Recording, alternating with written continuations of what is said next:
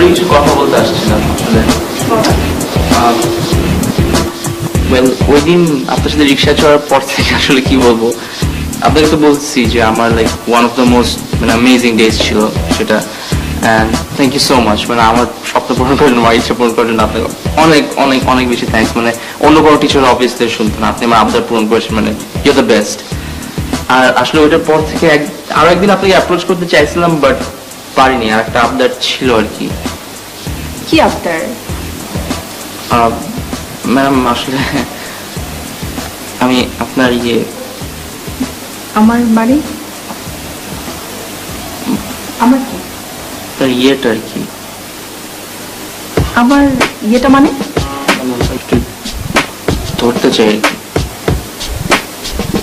মানে কি? মানে ধরবো, আপনার হাতটা ধরবো।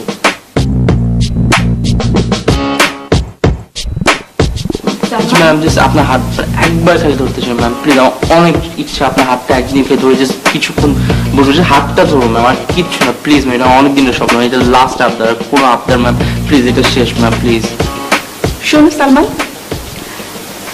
সেদিন আমি তোমার সাথে ঘুরেছি, আমরা চটপটি খেয়েছি, যা কিছু করেছি সবকিছু না, তুমি আমার খুব ফেভারিট স্টুডেন্টদের মধ্যে একজন। দ্যাটস ওয়াই তোমার একটা ইচ্ছা পূরণ ছিল অথবা স্বপ্ন পূরণ ছিল।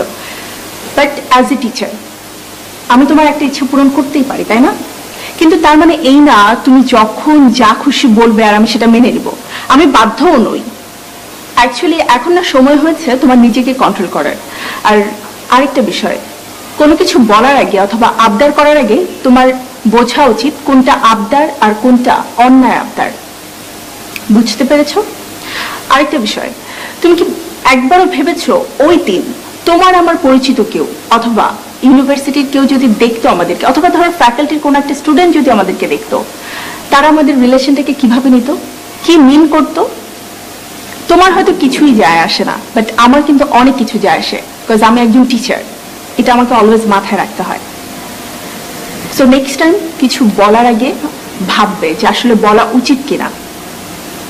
ঠিক আছে? আচ্ছা, তুমি চা খেয়ে যাও, তার আগে যাবে না, ঠিক আছে?